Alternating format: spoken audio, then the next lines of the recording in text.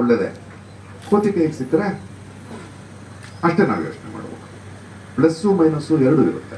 ಒಂದು ಒಳಗಿನ ಅಸಹ್ಯನೂ ಹೊರಗಡೆ ಬರುತ್ತೆ, ಒಂಥರದ ವಿಕಾರಗಳು ಹೊರಗಡೆ ಬರ್ತಾ ಇದೆ, ಬರಬೇಕು. ಅದೆರಡು ನಡೆ ಒಳ್ಳೆಯ ಟೈಮ್ನಲ್ಲಿ ಸೋಷಿಯಲ್ ಮೀಡಿಯಾಗಳು ತುಂಬ ಇಂಪಾರ್ಟೆಂಟ್ ಆದ ವಿಷಯಗಳನ್ನ ಬೇಗ ತಲುಪಿಸೋದಕ್ಕೆ ಸಾಧ್ಯ ಆಗ್ತಾ ಇದೆ. ಮಾಧ್ಯಮಗಳು ಕೂಡ ಇವತ್ತು ಪ್ರೈವೇಟ್ ಯೂಟ್ಯೂಬ್ ಚಾನಲ್ಗಳು ಬರ್ತಾ ಇವೆ, ಇನ್ನೊಂದು ಬರ್ತಾ ಇವೆ. ಒಳ್ಳೇದೇನೆ, ಅದೇ ಒಳ್ಳೇದು ಎರಡೂ ಇರುತ್ತೆ. ಅದು ಯಾವ್ದು ತಗೊಳ್ತೀವಿ ಅನ್ನೋದಷ್ಟೇ. ಈ ನಮ್ಮ ಹೇಮಂತ್ ಒಂದು ಸಿನಿಮಾ ಮಾಡಿದ್ನಲ್ಲ, ಯಾವುದು ಗೋಧಿ ಬಣ್ಣ ಸಾಧಾರಣ, ಅದರಲ್ಲಿ ಅನಂತ್ ನಾಗ್ ಒಳ್ಳೆ ಡೈಲಾಗ್ ಇದೆ. ನಮ್ಮೆಲ್ಲರ ಒಳಗಡೆ ಒಂದು ಕಪ್ ನಾಯಿ ಬಿಳಿ ನಾಯಿ ಎರಡೂ ಇರುತ್ತೆ. ನಾವು ಯಾವ ನಾಯಿ ಜಾಸ್ತಿ, ಕಪ್ ನಾಯಿ ಕೆಟ್ಟದು, ಬಿಳಿ ನಾಯಿ ಒಳ್ಳೇದು.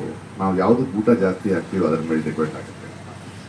ನಾವು ಎರಡನ್ನೂ ನೋಡ್ತಾ ಹೋಗ್ಬೇಕಂದ್ರೆ ಒಂದು ವೈಜ್ಞಾನಿಕ ಬೆಳವಣಿಗೆ ಇರ್ಬೋದು ಅಥವಾ ಮಾಧ್ಯಮದ ಬೆಳವಣಿಗೆ ಇರ್ಬೋದು, ಎಲ್ಲ ಬೆಳವಣಿಗೆ ನಡೀತಾ ಹೋಗ್ಬೋದು.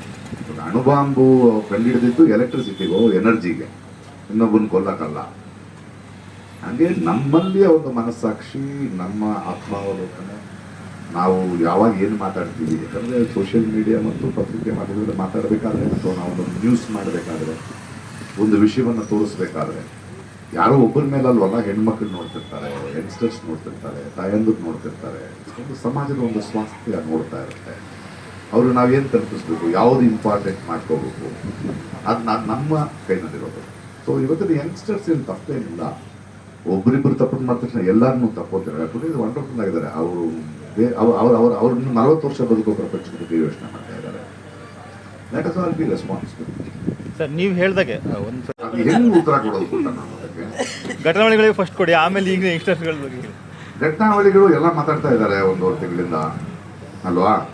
ಸೊ ನಾವೇನು ಮಾಡೋಣ ಅಂದರೆ ಸ್ವಲ್ಪ ಚೇಂಜ್ ಮಾಡೋಣ.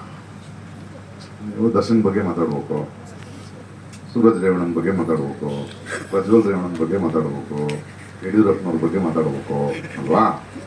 ಇದು 1.5 ತಿಂಗಳಿಂದ ಎಲ್ಲರೂ ಇದನ್ನೇ ಮಾತಾಡ್ತಿರೋದ್ರಲ್ಲ. ನಾನು ನೀವು ಕೂತ್ಕೊಂಡು ನೀಟ್ ಎಕ್ಸಾಮ್ ಬಗ್ಗೆ ಮಾತಾಡೋಣ.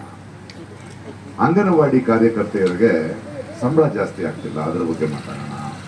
ಆಮೇಲೆ ಆಟೋ ಡ್ರೈವರ್ಸು, ಈ ಬೈಕ್ ಡ್ರೈವರ್ಸಿಂದ ತೊಂದರೆ ಆಗ್ತಾ ಇದೆ, ಅದ್ರ ಬಗ್ಗೆ ಮಾತಾಡೋಣ. ಈ ಸರ್ಕಾರಿ ಶಾಲೆಗಳಲ್ಲಿ ಬಿಸಿ ಊಟ ಅಡುಗೆ ಮಾಡ್ತಾರಲ್ಲ, ಅವ್ರು 3,000 ರೂಪಾಯಿ ಸಂಬಳ ತಿಂಗಳಲ್ಲಿ, ಅವಳು ಖರೀದಿ ಏನು ಮಾಡ್ತಾರೆ, ಅದ್ರ ಬಗ್ಗೆ ಏನಾದ್ರು ಮಾತಾಡೋಣ. ಬಿದ್ದವರೆಲ್ಲ ಭಾಳ ಬ್ಯುಸಿ ಆಗಿರೋದ್ರಿಂದ ನಾವು ಇದ್ರ ಬಗ್ಗೆ ಮಾತಾಡೋಣ